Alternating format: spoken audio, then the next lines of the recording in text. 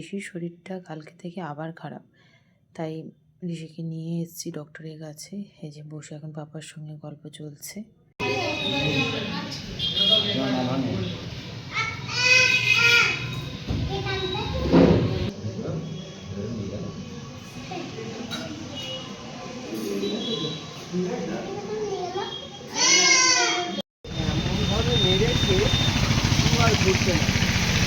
হাল কি বলছে?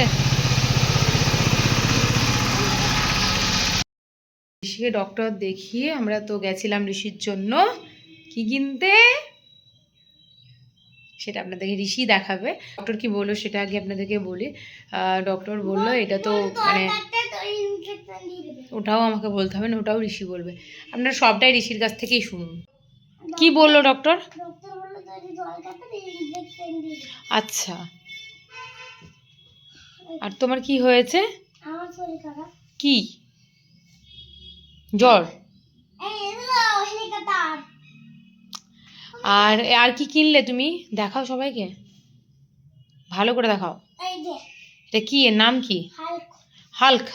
দেখি আমি একবার হাল্কটাকে দেখি। হাল্কটা ঋষির ওপরেই শুয়ে পড়ুক। এই যে চোখ।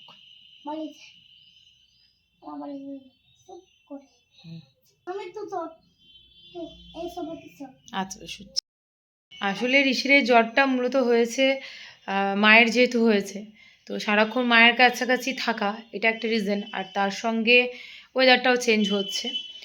কালকে ডক্টর যে মেডিসিনগুলো প্রেসক্রাইব করে দিয়েছিলেন তার মধ্যে একটা মেডিসিন শুচ্ছি প্রপার হয়নি, যেটা জ্বরের ওষুধ, যার জন্য কালকে রাত্রি 12:30 থেকে জ্বর ঋষির। মেডিসিনটা দেওয়ার পরও প্রায় 1:10 কি 15 বাজে, তারপর ঋষির জ্বর ছেড়ে যায়। আবার সকাল হতে না হতেই আবার জ্বর।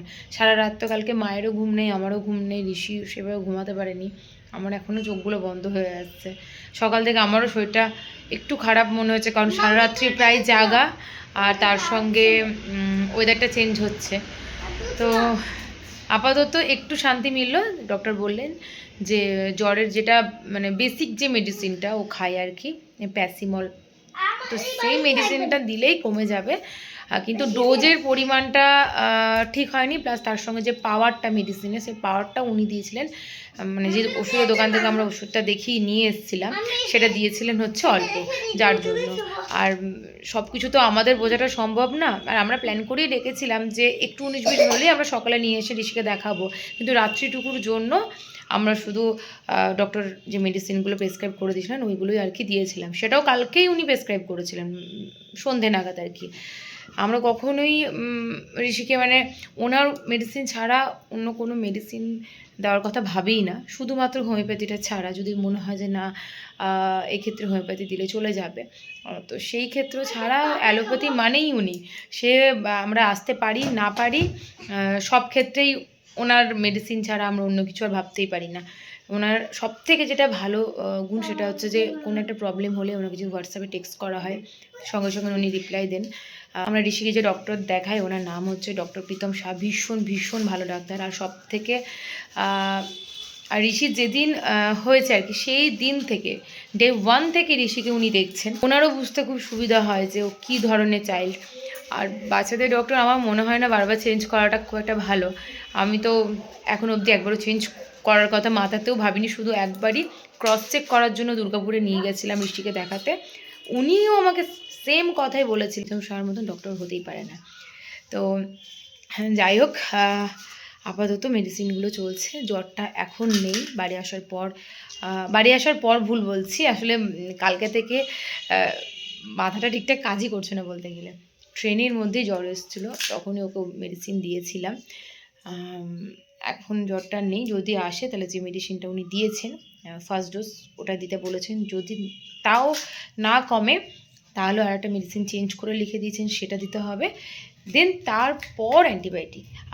আর একটা ভালো কথা আপনাদেরকে বলি, ইনি এমনই একজন ডক্টর যিনি অ্যান্টিবায়োটিকের ধারে কাছে যেতে চান না, যদি খুব দরকার না হয় তো। এটা আমার ভীষণ ভালো লাগে ওনার এই ট্রিটমেন্টটা। আপাতত ঋষি আমার ভালোই আছে হালকের সঙ্গে নিয়ে। এবার ঋষির জন্য লাঞ্চে রান্নাবান্নাটা করছি, আমাদের খাবার দাবারটা বাইরে থেকে আসছে।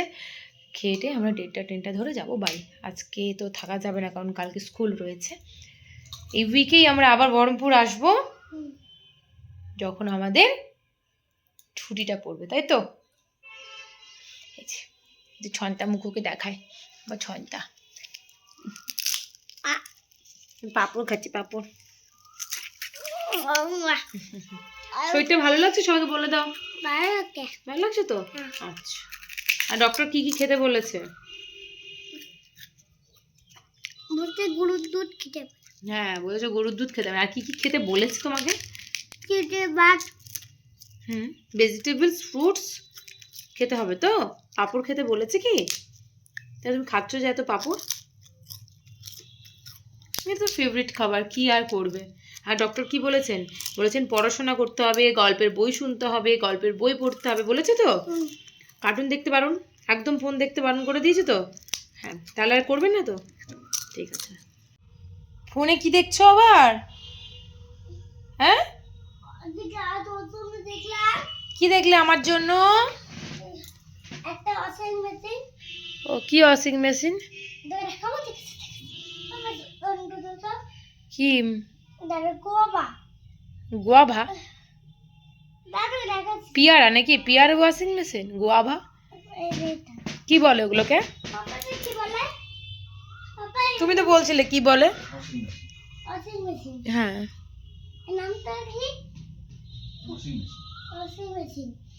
ও, কি ওয়াশিং মেশিন নেবে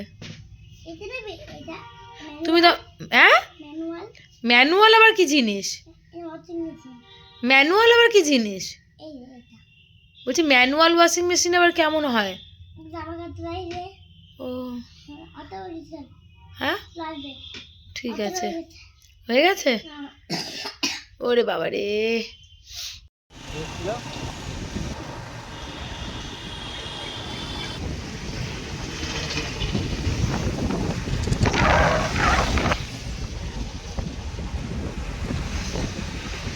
স্টেশনে আসলাম, আর ভাই আমাদের আগেই চলে এসছে।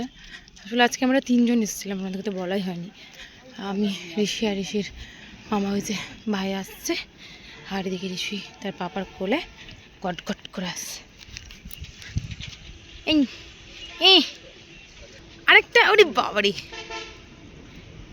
কি হাল্ক কি তোমার সঙ্গেই ঘুমাবে? কেমন করে দাঁড়াতে পারে হাল্কটা? কেমন করে দাঁড়া দেখি। এই